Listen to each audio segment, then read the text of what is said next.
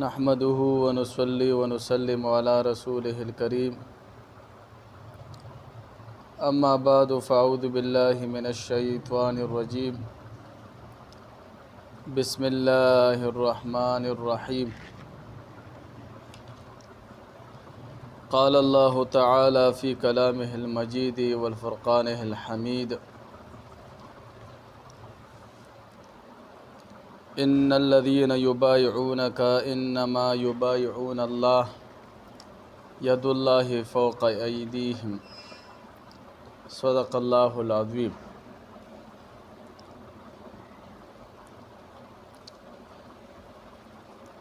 إن الله وملائكته يصلون على النبي يا أيها الذين آمنوا صلوا عليه وسلموا تسليما. درود شریف ٹولوا یا اللهم صل على محمد وعلى آل محمد وعترته بعدد كل معلوم لك وعلى آل سيدنا ومولانا محمد وبارك وسلم صلاة وسلام عليك يا رسول الله وعلى آلك وأصحابك يا حبيب الله.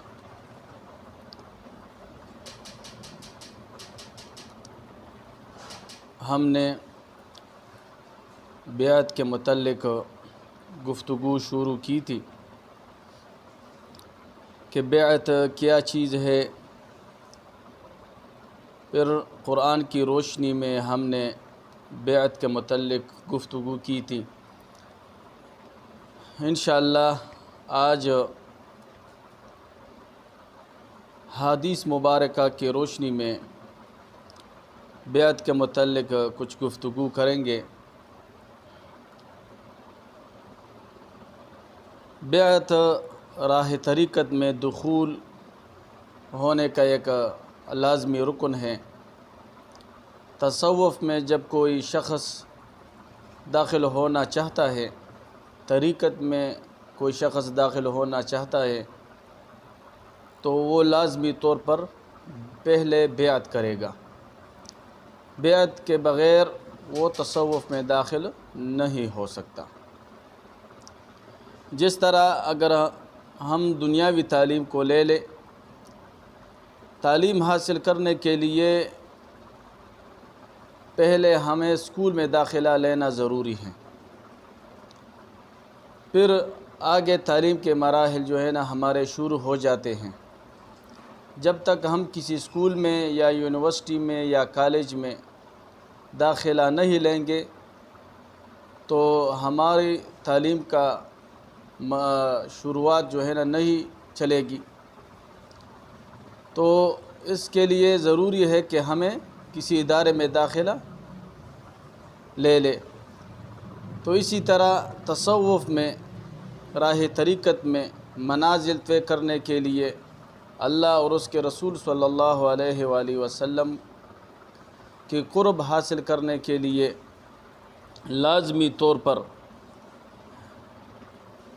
کسی مرد کلندر کے ہاتھ میں یا کسی شیخ کامل مرشد کے ہاتھ پہ بیعت کرنا ضروری ہے. آج کل کے دور میں جو بیعت ہوتی ہے یہ بالکل حضور صلی اللہ علیہ وآلہ وسلم کی سیرت پاک کے مطابق بالکل ہوتی ہے. کیونکہ اگر ہم نبی کریم صلی اللہ علیہ وآلہ وسلم کے سیرت پاک کا مطالعہ کریں تو ہمیں بخوبی یہ بات واضح ہو جاتی ہے کہ یہ عمل کوئی بدعت نہیں ہے، کوئی خلاف شرع کام نہیں ہے، بلکہ سراسر سنت ہے. اور اس پر علماء کرام کا اتفاق بھی ہے کہ بیعت کرنا سنت ہے. تمام صحابہ کرام رضی اللہ تعالی عنہم اجمعین نے براہ راست رسول اللہ صلی اللہ علیہ وآلہ وسلم کے دست اقدس پر بیعت کی تھی. اس دور میں بیعت کی کئی اقسام تھیں: قبول اسلام کی بیعت، خلافت کی بیعت، اقامت ارکان دین کی بیعت، سنت و تقوی کی بیعت، ہجرت کی بیعت، اطاعت کی بیعت. مختلف بیعتیں اس وقت رواج پذیر تھیں. اللہ تعالیٰ نے قرآن عظیم الشان میں حضور صلی اللہ علیہ وآلہ وسلم کے ہاتھ پہ جو صحابہ کرام نے بیعت کی تھی، اس کو نہ صرف تذکرہ فرمایا بلکہ اس کو اپنی بیعت کا حق بھی دے دیا۔ اللہ تعالیٰ فرماتے ہیں ان الذین یبایعونک انما یبایعون اللہ، اے میرے آقا، اے میرے پیغمبر، جو آپ کے ہاتھ پہ بیعت کرتے ہیں وہ حقیقت میں میرے ہاتھ پہ بیعت کرتے ہیں۔ ید اللہ فوق ایدیہم، اللہ تعالیٰ کا ہاتھ ان کے ہاتھ پر ہے۔ تو مختلف موقع پر رسول اللہ صلی اللہ علیہ وآلہ وسلم نے صحابہ کرام سے بیعت لی ہے، اور یہ بالکل سنت ہے۔ حضرت عبادہ بن صامت رضی اللہ تعالیٰ عنہ فرماتے ہیں کہ ایک دفعہ ہم آقا کریم صلی اللہ علیہ وآلہ وسلم کے ساتھ بیٹھے ہوئے تھے، تو نبی کریم صلی اللہ علیہ وآلہ وسلم نے فرمایا من یبایعنی علی هذه الآیات ثم قرأ، فرماتے ہیں کہ رسول اللہ صلی اللہ علیہ وآلہ وسلم نے فرمایا من یبایعنی، کون میرے ہاتھ پہ بیعت کرے گا، علی هذه الآیات، ان آیاتوں پر۔ پھر رسول اللہ صلی اللہ علیہ وآلہ وسلم نے ان آیات کی تلاوت فرمائی کہ آپ صلی اللہ علیہ وآلہ وسلم نے فرمایا قل تعالوا اتل ما حرم ربکم علیکم الا تشرکوا بہ شیئا، کہ آؤ کہ میں تمہیں سناؤں کہ جو چیزیں تمہارے رب نے حرام کی ہے، اللہ تشرکوا بہ شیئا، کہ تم نہ ٹھہراؤ اس کے ساتھ کوئی شریک، اللہ کے ساتھ کوئی شریک نہ ٹھہراؤ گے، اس پر میرے ہاتھ پر بیعت کرو۔ وبالوالدین احسانا، اور اپنے والدین کے ساتھ نیک سلوک کرو گے، اس پر میرے ہاتھ پر بیعت کرو۔ ولا تقتلوا اولادکم من املاق، اور اپنے اولاد کو مفلسی کے ڈر سے قتل نہ کرو گے، غریبی کے ڈر سے قتل نہ کرو گے، اس پر میرے ہاتھ پر بیعت کرو۔ نحن نرزقکم وایاہم، ہم تمہیں بھی رزق دیتے ہیں اور ان کو بھی رزق دیتے ہیں، یعنی تمہاری اولاد کو بھی رزق دیتے ہیں۔ ولا تقربوا الفواحش، اور قریب نہ جاؤ بے حیائی کے پاس، ما ظہر و ما بطن، جو ظاہر ہے اور جو پوشیدہ ہے، یعنی بے حیائی جو ظاہر ہو یا پوشیدہ ہو اس کے قریب آپ نے نہیں جانا ہے، اس پر میرے ہاتھ پر بیعت کرو گے، اور نہ حق قتل نہ کرو گے۔ حضرت عبادہ بن صامت رضی اللہ تعالیٰ عنہ فرماتے ہیں کہ اس آیت کریمہ پر سب صحابہ کرام نے رسول اللہ صلی اللہ علیہ وآلہ وسلم کے ہاتھ پر ہاتھ رکھ دیا، اور ہم نے رسول اللہ صلی اللہ علیہ وسلم کے ہاتھ پر بیعت کی۔ تو یہ بیعت سنت ہے۔ اس طرح عبادہ بن صامت رضی اللہ تعالیٰ عنہ سے دوسری روایت بھی ہے کہ فرماتے ہیں کہ ہم دوسری مرتبہ رسول اللہ صلی اللہ علیہ وآلہ وسلم کے پاس بیٹھے ہوئے تھے، تو آقا کریم صلی اللہ علیہ وآلہ وسلم نے فرمایا لا تشرکوا باللہ شیئا، اللہ تعالیٰ کے ساتھ کوئی شریک نہ ٹھہراؤ گے، ولا تسرکوا، اور نہ تم چوری کرو گے، ولا تزنوا، اور نہ تم زنا کرو گے، ولا تقتلوا اولادکم، اور نہ تم اپنے اولاد کو قتل کرو گے، ولا تأتوا ببہتان تفترونہ بین ایدیکم وارجلکم، اور نہ کسی پر بہتان باندھو گے جو تم اپنے ہاتھوں اور پاؤں کے سامنے بناؤ، یعنی قصداً کسی پر بہتان نہ لگاؤ گے۔ ولا تعصوا فی معروف، اور میری نیک کاموں میں میری نافرمانی نہ کرو گے۔ فمن وفا منکم، جس نے اس بیعت پر وفا کی تم میں سے، فاجرہ علی اللہ، تو اس بیعت کا اجر اللہ تعالیٰ کے پاس ہے۔ ہم نے قرآن عظیم الشان میں پچھلے درس میں بھی پڑھا تھا کہ اللہ تعالیٰ نے بیعت کے بارے میں فرمایا ہے سنؤتیہ اجرا عظیما، کہ جلد ہم ان کو اجر عظیم عطا فرمائیں گے جو رسول اللہ صلی اللہ علیہ وآلہ وسلم کے ہاتھ مبارک پر بیعت کرتے ہیں، تو اس کا اجر اللہ تعالیٰ نے اپنے ذمے لیا ہے۔ فاجرہ علی اللہ، تو اس کا اجر اللہ تعالیٰ پر ہے۔ ومن اصاب من ذلک شیئا،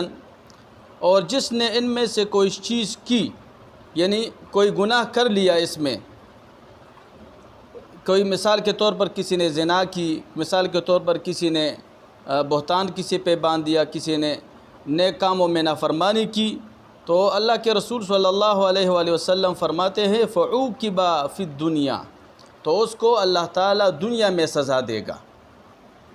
فہو کفارۃ لہ، اور یہ اس کے گناہ کی کفارہ ہوگا، ومن اصاب من ذلک، اور جس نے ان میں سے کوئی چیز کی، ثم سترہ اللہ، اور اللہ تعالیٰ نے اس پر پردہ ڈال دیا، فہو الی اللہ، تو اس کا معاملہ اللہ تعالیٰ کے پاس ہے۔ پھر کوئی گناہ کر لیا، اس میں کوئی مرید نے کوئی گناہ کی، تو اللہ تعالیٰ نے اس کو دنیا میں سزا دے دی، تو یہ اس کا کفارہ ہو گیا۔ اور ہم روزمرہ زندگی میں دیکھتے بھی ہے کہ جو ہمارے سالک دوست ہوتے ہیں یا مریدین ہوتے ہیں، کوئی غلط کام وہ کر لیتے ہیں تو ڈائریکٹلی اس کو سزا ملتی ہے۔ تصوف میں، طریقت میں یہ معاملہ بہت تیز ہے کہ دنیا میں اللہ تعالیٰ جو ہے نا آپ کو اس گناہ کا سزا دیتا ہے۔ تو اللہ کے رسول صلی اللہ علیہ وآلہ وسلم فرماتے ہیں فَهُوَ كَفَّارَةٌ لَهُ، یہ تو اس کا کفارہ ہے۔ اور اگر کسی پر اللہ تعالیٰ نے پردہ ڈال دیا، وہ گناہ، اس گناہ کا جو ہے نا سزا اس کو نہ دی گئی، تو فرماتے ہیں فَهُوَ إِلَى اللَّهِ، تو اس کا معاملہ اللہ تعالیٰ کے پاس ہے۔ ان شاء عفا عنہ وإن شاء عاقبته، اگر اللہ نے چاہا تو اس کو معاف فرما دے گا، اور اگر اللہ نے چاہا تو اس کو سزا دے گا۔ فبايعناه على ذلك، حضرت عبادہ بن ثابت رضی اللہ تعالیٰ عنہ فرماتے ہیں کہ ہم نے رسول اللہ صلی اللہ علیہ وآلہ وسلم کے ساتھ جو ہے نا ان باتوں پر بیعت کی۔ حضرت اس دونوں حدیث مبارکہ کے ضمن میں حضرت مولانا عبد القادر قاسمی رحمۃ اللہ تعالیٰ علیہ فرماتے ہیں کہ بعض لوگ ناسمجھ کی وجہ سے، بے عقلی کی وجہ سے، جہالت کی وجہ سے صوفیاء کرام کی بیعت سے انکار کرتے ہیں، اور یہ کہتے ہیں کہ یہ بدعت ہے۔ تو اگر ہم ان دونوں حدیث مبارک کی طرف دیکھیں تو رسول اللہ صلی اللہ علیہ وآلہ وسلم نے دوسری مرتبہ بھی، عبادہ بن صامت رضی اللہ تعالیٰ عنہ فرماتے ہیں کہ ہم سے رسول اللہ صلی اللہ علیہ وسلم نے دوبارہ بیعت دی، اور یہ بیعت السلوک ہے، یعنی جو صوفیاء کرام بیعت لیتے ہیں کہ تم شرک نہ کرو گے، تم زنا نہ کرو گے، تم چوری نہ کرو گے، اپنے اولاد کے ساتھ نیک سلوک کرو گے، اپنے والدین کے ساتھ اچھا سلوک کرو گے، نیک کاموں میں کسی کی نافرمانی نہیں کرو گے، تو حضرت عبد القادر قاسمی رحمۃ اللہ علیہ فرماتے ہیں کہ یہ حقیقت میں بیعت السلوک ہے، یعنی صوفیاء کرام کی بیعت ہے، کیونکہ آپ صلی اللہ علیہ وآلہ وسلم نے فرمایا بایعونی، کہ میرے ساتھ جو ہے نا بیعت کرو، کیونکہ یہ وقت نہ جہاد کا تھا نہ ہجرت کا تھا۔ ویسے رسول اللہ صلی اللہ علیہ وآلہ وسلم نے صحابہ کرام کو فرمایا کہ آؤ میرے قریب اور میرے ہاتھ پر بیعت کرو، تو یہ بیعت السلوک ہے۔ صوفیاء کرام کی جو بیعت ہے اسی سے ثابت ہے۔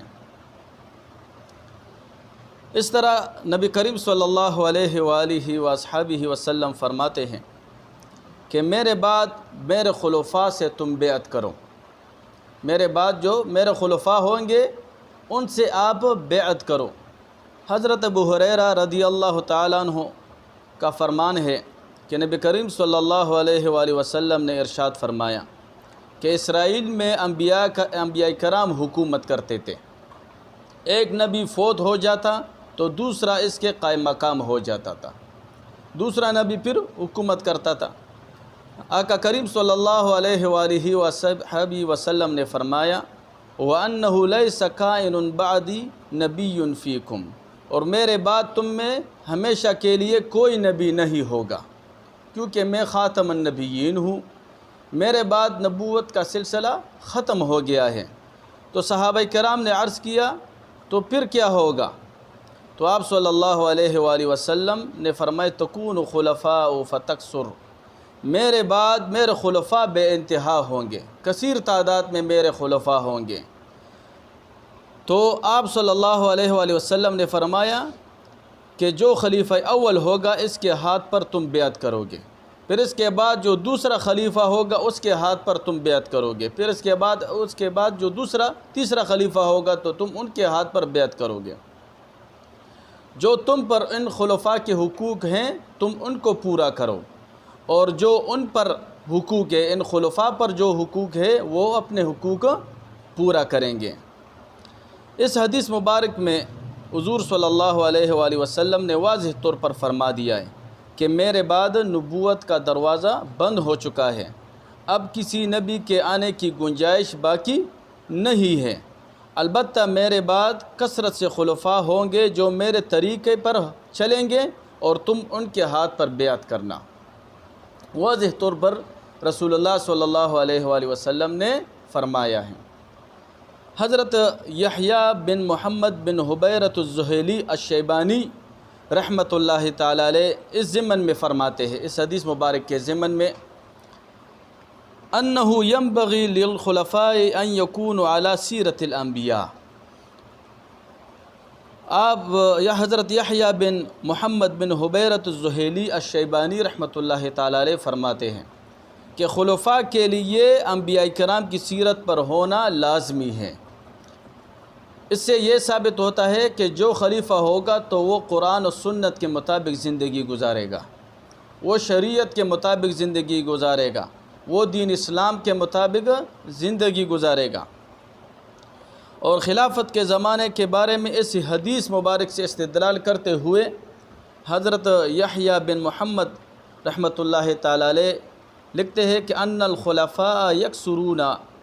کہ رسول اللہ صلی اللہ علیہ وآلہ وسلم کے خلفاء زیادہ ہوں گے، وَهَذَا دَلِيلٌ عَلَى بَقَاءِ الْخِلَافَةِ إِلَى آخِرِ الدَّهْرِ، اور یہ اس بات پر دلیل ہے کہ آخری زمانے تک رسول اللہ صلی اللہ علیہ وآلہ وسلم کے خلفاء موجود ہوں گے۔ لِأَنَّهُ قَالَ، کیونکہ رسول اللہ صلی اللہ علیہ وآلہ وسلم نے فرمائے فَيَكْسُرُونَ، میرے خلفاء قیامت تک زیادہ ہوں گے، وَلَمْ يَذْكُرْ أَنَّهُ يَأْتِي نَبِيٌّ بَعْدِهِمْ، اور اس طرح نہ فرمایا نبی قریب صلی اللہ علیہ وآلہ وسلم نے کہ میرے بعد کوئی نبی آئے گا تم ان سے بیعت کرو گے، نہیں، رسول اللہ صلی اللہ علیہ وآلہ وسلم نے فرمایا کہ میرے بعد میرے خلفاء ہوں گے اور تم ان کے ہاتھوں پر بیعت کرو گے۔ یہاں پر حضرت یحییٰ بن محمد رحمۃ اللہ تعالی علیہ نے ایک بات کی وضاحت کی کہ انہ ینبغی للخلفاء ان یکونوا علی سیرۃ الانبیاء، کہ جو خلفاء ہوں گے انبیاء کرام کے یا رسول اللہ صلی اللہ علیہ وآلہ وسلم کے، تو وہ انبیاء کرام کی سیرت کے مطابق زندگی گزاریں گے۔ اس میں ان لوگوں کا رد ہے کہ جو شریعت کے خلاف پیری مریدی کرتے ہیں، جو دین اسلام کے خلاف پیری مریدی کرتے ہیں، جو طریقت کے خلاف بھی پیری مریدی کرتے ہیں اور تصوف کو بدنام کرتے ہیں، تصوف کو مسخ کرتے ہیں اور اپنی چاہت کے مطابق جو ہے نا تصوف کو مانتے ہیں کہ میری یہ چاہت ہے بس یہی تصوف ہے، اور اپنے خوابوں پر چل کر تصوف کو جو ہے نا مانتے ہیں۔ نہیں، تصوف عین شریعت ہے، تصوف عین طریقت ہے۔ تو اس طرح رسول اللہ صلی اللہ علیہ وآلہ وسلم نے فرمایا کہ ان خلفاء کے ہاتھ پر بیعت کرنا در حقیقت میرے ہاتھ پر بیعت کرنا ہے۔ حدیث مبارک میں ہے کہ وَمَن يُطِعِ الْأَمِيرَ فَقَدْ أَطَاعَنِي، جس نے کسی امیر کی اطاعت کی، وَمَن فَقَدْ أَطَاعَنِي، تو اس نے میری اطاعت کی، وَمَن يَعْصِ الْأَمِيرَ فَقَدْ عَصَانِي، اور جس نے کسی امیر کی نافرمانی کی تو حقیقت میں اس نے میری نافرمانی کی۔ بقول حضرت سیدنا ابن عباس رضی اللہ تعالیٰ عنہ کہ آپ رضی اللہ تعالیٰ عنہ اس آیات مبارک کے ضمن میں فرماتے ہیں یا ایھا الذین آمنوا اطیعوا اللہ واطیعوا الرسول واولی الامر منکم، کہ اے ایمان والو حکم مانو اللہ کا اور حکم مانو رسول اللہ صلی اللہ علیہ وآلہ وسلم کا اور ان کا جو تم میں حکومت کرنے والے ہیں۔ واطیعوا الامر سے فقہاء کرام بھی مراد تفاسیر میں لوگوں نے لیا ہے، مفسرین نے لیا ہے، اولو الامر سے مراد حکومت وقت بھی ہے جو شریعت کے مطابق ہو، اولو الامر سے مراد کامل درویش بھی ہے۔ تو حضرت عبداللہ ابن عباس رضی اللہ تعالیٰ عنہ فرماتے ہیں اولو الامر اہل طاعت اللہ عز وجل، اولو الامر سے وہ لوگ مراد ہے جو اللہ تعالیٰ کی اطاعت کرتے ہیں، یعلمون الناس معانی دینہم، جو لوگوں کو دین کے معانی سکھاتے ہیں، وَيَأْمُرُونَهُمْ بِالْمَعْرُوفِ، اور لوگوں کو نیکی کی دعوت دیتے ہیں، وَيَنْهَوْنَهُمْ عَنِ الْمُنْكَرِ، اور لوگوں کو برائی سے روکتے ہیں۔ فَأَوْجَبَ اللَّهُ طَاعَتَهُمْ عَلَى الْعِبَادِ، تو ایسے لوگوں کی طاعت اللہ تعالیٰ نے واجب فرمائی ہے، تو ایسے نیک بندوں کی اطاعت اللہ تعالیٰ نے واجب فرمائی ہے۔ اس طرح حضرت عوف بن مالک رضی اللہ تعالیٰ عنہ فرماتے ہیں کہ رسول اللہ صلی اللہ علیہ وآلہ وسلم نے اپنے صحابہ کرام سے فرمایا کہ تم میرے ہاتھ پر بیعت نہیں کرتے؟ تو صحابہ کرام نے عرض کی یا رسول اللہ، ہم تو آپ کے ہاتھ پر بیعت کر چکے ہیں، اور کس چیز پر آپ صلی اللہ علیہ وسلم کے ہاتھ پر بیعت کریں؟ تو آپ صلی اللہ علیہ وآلہ وسلم نے فرمایا، آپ خود دیکھیں کہ حضرت عوف بن مالک رضی اللہ تعالیٰ عنہ فرماتے ہیں رسول اللہ صلی اللہ علیہ وآلہ وسلم کو کہ ہم تو آپ کے ہاتھ پر بیعت پہلے کر چکے ہیں، پھر دوبارہ بیعت کی کیا ضرورت ہے؟ تو رسول اللہ صلی اللہ علیہ وآلہ وسلم نے فرمایا کہ نہیں، تم میرے ہاتھ پر ان باتوں پر بیعت کرو، تبایعونی علی اللہ تشرکوا باللہ شیئا، کہ تم میرے ہاتھ پر اس بات پر بیعت کرو کہ تم اللہ تعالیٰ کے ساتھ کسی کو شریک نہیں ٹھہراؤ گے، وَأَن تُقِیمُوا الصَّلَاةَ، اور تم نماز قائم کرو گے، وَتُؤْتُوا الزَّکَاةَ، اور زکوٰۃ ادا کرو گے۔ تو اگر کوئی شخص کہے کہ میں مومن ہوں، میں قرآن کو سمجھتا ہوں، حدیث کو سمجھتا ہوں، میرے پاس علم ہے، میرے پاس دین ہے، میرے پاس سب کچھ برابر ہے، کسی کی میرے لیے کوئی حاجت نہیں ہے،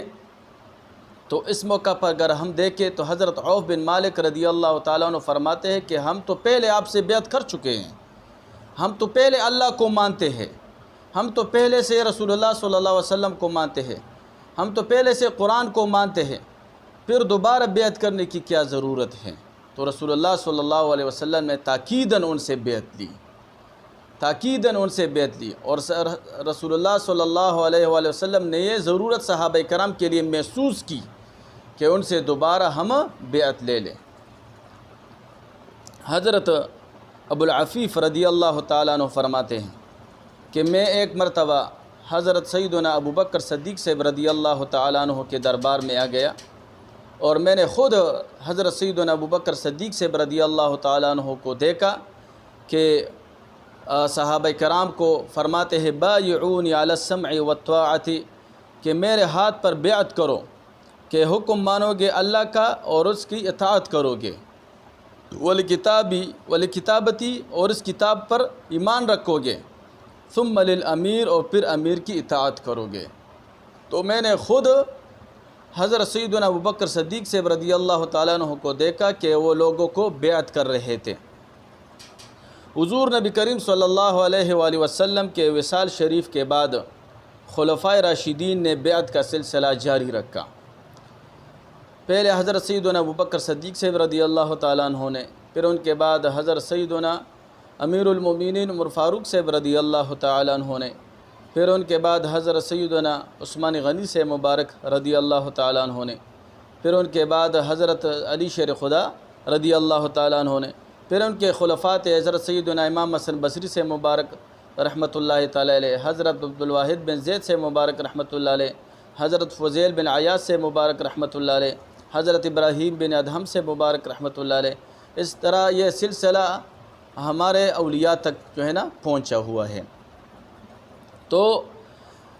سب سے پہلے رسول اللہ صلی اللہ علیہ وآلہ وسلم نے اپنی ظاہری حیات میں حضرت ابو بکر صدیق صاحب رضی اللہ تعالیٰ عنہ کو خلیفہ مقرر کیا، اور ظاہری نعمتوں کے ساتھ ساتھ ان کو باطنی نعمتیں بھی عطا فرمائی۔ کیونکہ رسول اللہ صلی اللہ علیہ وآلہ وسلم نے فرمایا کہ جو کچھ میرے سینے میں اللہ تعالیٰ نے ڈالا ہے وہ سب کچھ میں نے ابو بکر صدیق صاحب کے سینے میں ڈال دیا ہے۔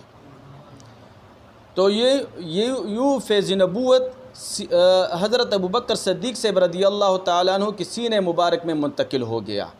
پھر آپ رضی اللہ تعالیٰ عنہ سے جن لوگوں نے بیعت کی تو ان کے سینے مبارک میں یہ فیض نبوت منتقل ہوتا رہا۔ تو یہ سلسلہ فیض نبوت کا صحابہ کرام سے تابعین تک پہنچا، تابعین سے تبع تابعین تک پہنچا، تبع تابعین سے ائمہ مجتہدین تک پہنچتا، اولیاء کرام تک پہنچتا، اور اسی طرح اس وقت تک جو ہے نا ہمیں یہ فیض نبوت جو ہے نا مل رہا ہے الحمدللہ۔ عورتوں سے بیعت، اس پر ہم نے پہلے بھی باتیں کی تھی کہ آیا رسول اللہ صلی اللہ علیہ وآلہ وسلم نے عورتوں سے بیعت لی ہے کہ نہیں؟ بالکل آقا کریم صلی اللہ علیہ وآلہ وصحبہ وسلم نے عورتوں سے بھی بیعت لی ہے۔ اور سورہ ممتحنہ کی آیات مبارک ضمن میں ہم نے کہا تھا کہ یا ایھا النبی اذا جاءک المؤمنات یبایعنک الا تشرکن باللہ شیئا ولا یسرقن ولا یزنین۔ اس کے ضمن میں ہم نے پہلے درس میں کہا تھا کہ فتح مکہ کے موقع پر رسول اللہ صلی اللہ علیہ وآلہ وسلم کوہ صفا پر کھڑے تھے اور حضرت سیدنا امیر المؤمنین عمر فاروق صاحب رضی اللہ تعالیٰ عنہ درمیان میں کھڑے تھے، اور جو عورتیں مکہ معظمہ سے آئی تھی وہ کوہ صفا کے دامن میں کھڑی تھی سارے۔ تو آقا کریم صلی اللہ علیہ وآلہ وسلم ان سے بیعت لے رہے تھے، تو حضرت امیر المؤمنین عمر فاروق صاحب رضی اللہ تعالیٰ عنہ آقا کریم صلی اللہ علیہ وآلہ وسلم ان کی باتیں ان کو سناتے تھے، تو وہ عورتیں ان کی تصدیق کرتے تھے کہ ہاں ہم اللہ تعالیٰ کے ساتھ کسی کو شریک نہ ٹھہرائیں گے، ہم زنا نہیں کریں گے، ہم کسی پر بہتان نہیں لگائیں گے، ہم اپنے اولاد کو قتل نہیں کریں گے وغیرہ وغیرہ۔ تو اسی طرح رسول اللہ صلی اللہ علیہ وآلہ وسلم نے عورتوں سے بیعت لی ہے۔ اس طرح حضور نبی کریم صلی اللہ علیہ وآلہ وسلم نے عورتوں سے بیعت لی ہے، یہ بھی ایک دوسری روایت میں بھی موجود ہے۔ حضرت امیمہ بنت رقیقہ رضی اللہ تعالیٰ عنہ، حضرت امیمہ بنت رقیقہ رضی اللہ تعالیٰ عنہ فرماتی ہے کہ جئت النبی صلی اللہ علیہ وآلہ وسلم، کہ ہم کچھ عورتیں آپ صلی اللہ علیہ وآلہ وسلم کے پاس آ گئیں، تو نبایعہ، کہ ہم رسول اللہ صلی اللہ علیہ وآلہ وسلم کے ہاتھ پر بیعت کریں۔ فقال لنا، تو رسول اللہ صلی اللہ علیہ وآلہ وسلم نے فرمایا کہ تم بقدر طاقت و استطاعت اللہ تعالیٰ اور اس کے رسول صلی اللہ علیہ وآلہ وسلم کی اطاعت کرو، کہ تم اپنی استطاعت کے مطابق، اپنی طاقت کے مطابق اللہ تعالیٰ اور اس کے رسول صلی اللہ علیہ وآلہ وسلم کی اطاعت کرو گے۔ اس پر ہم نے رسول اللہ صلی اللہ علیہ وآلہ وسلم سے بیعت کی، اور آخر میں رسول اللہ صلی اللہ علیہ وسلم نے فرمایا انی لا اصافح النساء۔ حضرت امیمہ بنت رقیقہ رضی اللہ تعالیٰ عنہ فرماتی ہے کہ رسول اللہ صلی اللہ علیہ وآلہ وسلم نے فرمایا کہ میں عورتوں کے ساتھ مصافحہ نہیں فرماتا، ہم ان سے دور بیٹھے ہوئے تھے اور رسول اللہ صلی اللہ علیہ وآلہ وسلم ہمیں بیعت کر رہے تھے۔ تو اسی طرح یہ بیعت بھی ثابت ہے، کپڑے کے ذریعے بھی عورتوں کو بیعت کرنا ثابت ہے۔ ہمارے شیخ اور مرشد کپڑے کے ذریعے یا اپنے پگڑی مبارک کے ذریعے عورتوں کو بیعت فرماتے تھے، کہ ایک ہاتھ میں درویش کامل شیخ کا کپڑے جو ہے نا، کپڑا ایک ہاتھ سے جو ہے نا کپڑا ایک سرے سے کامل درویش نے پکڑا ہوا ہو اور دوسری طرف سے عورتوں نے پکڑا ہوا ہو، اور کامل درویش جو ہے نا ان کو تلقین کرتے رہے اور عورتیں ان کو قبول کرتے رہے۔ تو اسی طرح یہ بیعت بھی ثابت ہے۔ خط کے ذریعے بھی بیعت ثابت ہے، کیونکہ نجاشی بادشاہ کو رسول اللہ صلی اللہ علیہ وآلہ وسلم نے خط بھیجا تھا کتابت کے ذریعے۔ تو نجاشی بادشاہ نے جب رسول اللہ صلی اللہ علیہ وآلہ وسلم کا خط مبارک دیکھا تو حضرت نجاشی بادشاہ رضی اللہ تعالیٰ عنہ نے فرمایا کہ بلا شبہ میں آپ صلی اللہ علیہ وآلہ وسلم کے ہاتھ پر بیعت ہوں، اور میں اللہ اور اس کے رسول صلی اللہ علیہ وآلہ وسلم پر ایمان لاتا ہوں۔ تو اگر کوئی مرید دور ہو تو کتابت کے ذریعے، خط کے ذریعے بھی اپنے شیخ اور مرشد سے بیعت ہو سکتا ہے۔ اس طرح مصافحہ کے ذریعے بھی بیعت ثابت ہے۔ رسول اللہ صلی اللہ علیہ وآلہ وسلم نے صحابہ کرام سے، مرد صحابہ کرام سے مصافحہ کے ذریعے بیعت لی ہے کہ رسول اللہ صلی اللہ علیہ وسلم کا ہاتھ مبارک ان کے ہاتھ میں موجود ہوتا اور وہ رسول اللہ صلی اللہ علیہ وسلم کے کلموں کی تلقین کرتے، جو ہے نا وہ رسول اللہ صلی اللہ علیہ وسلم کو کلموں کو قبول کرتے تھے کہ ہاں ہم اللہ تعالیٰ کے ساتھ شریک نہیں ٹھہرائیں گے، ہم جو ہے نا آپ پر صلی اللہ علیہ وسلم پر ایمان لاتے ہیں، ہم جو ہے نا زنا نہیں کریں گے، ہم احکام شریعہ پر عمل کریں گے۔ تو اس طرح بیعت مصافحہ سے بھی ثابت ہے، کلام سے کے ذریعے بھی ثابت ہے کہ کوئی مرید دور بیٹھا ہو اور شیخ اور مرشد جو ہے نا اس کے سامنے بیٹھا ہوا ہو اور شیخ اور مرشد اس کو جو ہے نا تلقین کرتا رہے، تو اس سے بھی بیعت، دور کلام سے بھی جو ہے نا بیعت ثابت ہے۔ مذکورہ بحث سے کئی امور جو ہے نا واضح ہوتے ہیں کہ دست رسول اللہ صلی اللہ علیہ وآلہ وسلم کے دست مبارک پر صحابہ کرام نے بیعت کی ہے۔ اس تمام بحث سے یہ بات واضح ہو چکی۔ اس طرح توحید و تقوی میں صحابہ کرام پکے تھے، توحید اور تقوی میں صحابہ کرام پکے تھے، لیکن پھر بھی انہوں نے رسول اللہ صلی اللہ علیہ وآلہ وسلم سے کئی موقعوں پر دوبارہ بیعت لی ہے۔ اس طرح اگر کوئی کہے کہ میں توحید میں پکا ہوں، تقوی میں پکا ہوں، مجھے بیعت کی ضرورت نہیں ہے، تو آیا وہ صحابہ کرام سے اونچا ہے؟ آیا وہ صحابہ کرام سے بڑے مرتبے والا ہے؟ کیونکہ صحابہ کرام تقوی اور توحید میں پکے تھے، لیکن اس کے باوجود بھی کئی موقعوں پر صحابہ کرام نے رسول اللہ صلی اللہ علیہ وآلہ وسلم کے ہاتھ پر بیعت کی ہے۔ اس طرح ان احادیث سے بیعت طریقت کا ثبوت بھی ملتا ہے کہ کوئی مرید اپنے شیخ اور مرشد کے ہاتھ میں ہاتھ رکھے اور گناہوں سے توبہ کرے اور احکام شریعہ پر عمل کرنے کا عزم صمیم کرے، تو اس طرح ان احادیث مبارک سے یہ بھی ثابت ہوتا ہے۔ عورتوں کی بیعت بھی ثابت ہے کہ مردوں کی طرح عورتیں بھی ایک کامل درویش سے، کامل شیخ سے پردے میں بیعت لے سکتی ہیں، اور اس سے یہ بات بھی ثابت ہوتا ہے کہ بیعت کا سلسلہ قیامت تک جاری رہے گا، کیونکہ رسول اللہ صلی اللہ علیہ وآلہ وسلم نے فرمایا کہ میرے بعد تم میں سے میرے خلفاء زیادہ ہوں گے اور یہ سلسلہ قیامت تک جاری رہے گا۔ تو بیعت کے اقسام بھی مختلف ہے۔ بیعت اسلام، جو کافر جو ہے نا اسلام قبول کرے تو اس موقع پر جو اس سے بیعت لی جاتی ہے وہ اسے بیعت اسلام کہتے ہیں۔ بیعت ہجرت کہ رسول اللہ صلی اللہ علیہ وآلہ وسلم نے ہجرت کے موقع پر صحابہ کرام سے بیعت لی تھی۔ بیعت جہاد کے موقع پر رسول اللہ صلی اللہ علیہ وآلہ وسلم نے بیعت لی تھی۔ بیعت توبہ کہ کچھ صحابہ کرام سے توبہ کے متعلق رسول اللہ صلی اللہ علیہ وآلہ وسلم نے بیعت لی تھی، اور یہ بیعت توبہ آج تک جو ہے نا جاری ہے۔ امت کی اصلاح کے لیے آج تک جو ہے نا یہ علماء کرام، مشائخ اعظام اپنے مریدوں سے یہ بیعت لیتے ہیں۔ حضرت